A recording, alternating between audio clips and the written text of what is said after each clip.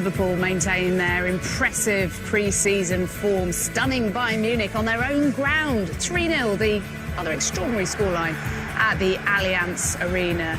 Daniel Sturridge there with the third goal for Liverpool. I think Liverpool supporters will have thoroughly enjoyed what they were watching tonight. Did you have any inkling that that would be coming? Not really, no, but you know what? I think they were fully deserved. I thought from the first whistle to the last, I thought each of them, and I thought all of them were fantastic. You know, we said before about Moreno. Moreno had a little bit of stick before, and he was very good. Trent Alexander was very good on this side. You know, Coutinho, Mane, you know, Salah were all excellent. It was 3-0 in the end, but it could have been 3-0 a little bit earlier. We thought it was for a little while there, didn't we? In the sense that there was a goal that was disallowed, we believe, for offside. Was it the right decision? I mean, looking at it the second time, Robbie thought it was offside. I thought, as the ball's gone wide to the lad Kent, who I thought was excellent when he came on, he was very good at Barnsley last season. Little lollipop, bang, see you later. Knocks it back, and if you watch Lallana, he runs straight on top of the goalkeeper. I think he impedes the goalkeeper. Robbie thinks it's offside, but whatever happens, it was disallowed, and we weren't sure at the time. But there, he just bumps him, he just puts him off balance just slightly. Obviously, and it could be offside at the same time. Whether he's in line of the view of the goalkeeper, I'm not sure. The key thing is you think he's interfering with the goalkeeper. If you see the reaction of the goalkeeper after, it's like, you know, I've been impeded. And it didn't really matter at the end of the night because I thought Liverpool were outstanding and could have 2 or 3 more. Yeah, it wasn't so much the line of vision, it was more a case that he was actually preventing the goalkeeper from potentially saving it. It was. I mean, to be fair, Ince called it straight away. You know, it was offside. But I'm not really 100% sure of the ruling. You know, he's interfering with play for me because he's in the 6-yard box. He's in front of the keeper. You know, whether the keeper can see the full ball, I don't know. I mean, replays, you know, don't really, you know, give you the full inkling of what's happened. But yeah, you know, at the end of the day, it doesn't really matter. But he does well, Kent. He's very good. Look, I mean, it's a bit misleading because he looks as though he's level there. So, you know, I mean, the referee maybe come out at the end of the match and tell us why. And the thing is, if you notice, the linesman doesn't put his flag up.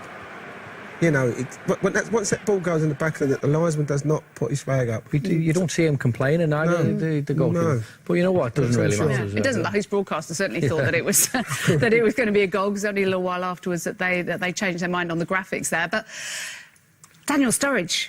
There hasn't been a lot of talk about Daniel Sturridge. It's all about the players that are likely to be starting the start of matches this coming season, but it shows just the talent that they've got at their disposal. It does, and look, he's been very good pre-season. You know, he's worked hard, and it's an absolute shame, you know, him going off today because I mean, he breaks away. This is his first touch and comes on. Maybe he should go a little bit more direct to the goal.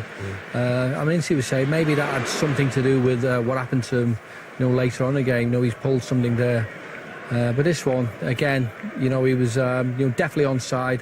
But when I'm looking at him running towards the goal, he doesn't seem to be full pelt. You know, he looks as though, you know, he's holding something back there. And to be fair, it's a fantastic finish. But then you see the grimace in his face straight away. I hope it's not too serious, but I mean, the lad deserves a bit of luck because you know, he is still a fantastic player. You know, I'm glad he's still at Liverpool because he is a good player. Where do you stand on Daniel Sturridge? Because it has been levelled at him that maybe he feels levels of pain that other players wouldn't. I mean, is that fair from the outside to judge like that? Yeah, I think to be fair, everyone's got a kind of pain barrier and what you're prepared to go. In my time and his time, we'd go out and play with injuries. In today's modern game, that's not the case. Anytime you've got any injury, you think, you know, better safe than sorry. But as far as a player, I don't think he's fitted into Klopp's plans the last couple of years. I think this time round, in pre-season, it looks like he's trying to fit in.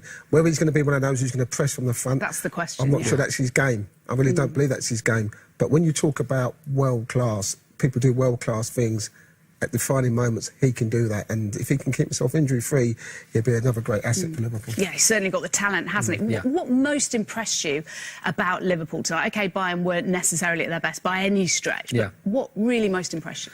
I'll be honest with you, I thought all over the park. You know, defensively they looked solid. You know, Bayern Munich didn't really throw too much at them, but you know what they did. You know, Liverpool dealt with. There was a lot of balls into the box.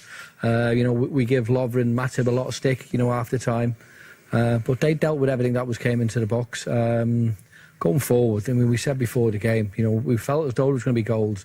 And the front four of Liverpool, you know, for me, will get you goals all the time. It's always a case of if they keep a clean sheet, Liverpool will win games. Good job there was goals after that build-up, because I tell you what, you'd have had some stick from me promising us all of them. Well, coming up after the break, we'll be looking ahead to Everton's trip to Slovakia as they look to progress to the final qualifying round of the Europa League.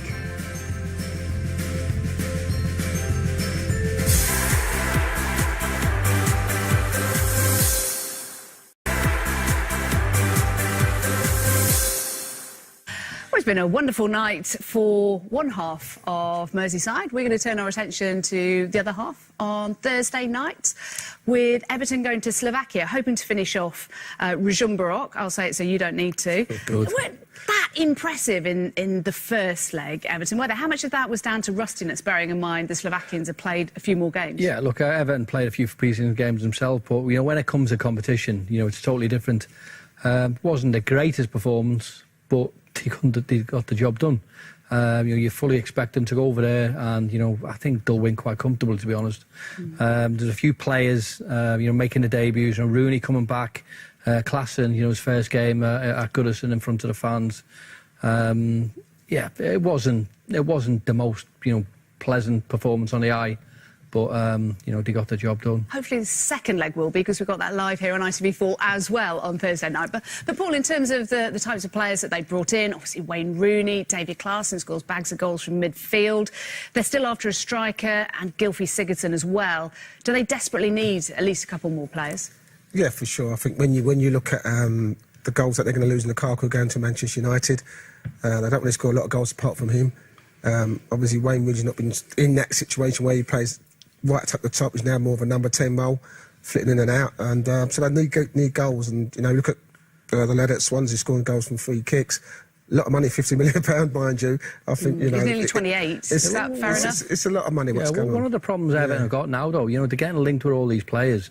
You know, there's a little bit of money there, but where do they all play? You know, they're going to get forward. You know, they're linked with Sigurdsson. Rooney's come back. Klaassen's come back. You know, not everyone will fit into position, so there's going to be a few headaches for the manager. But I think, to be fair, when you've got Europa League, hopefully they qualify for the. You know, they're going to have two squads. You know, not everyone's going to be happy, but I think they have two squads, and they're spending a lot of money where I don't feel they can get into the top 5 or 6. I mean, their aim's got to be Champions League next season.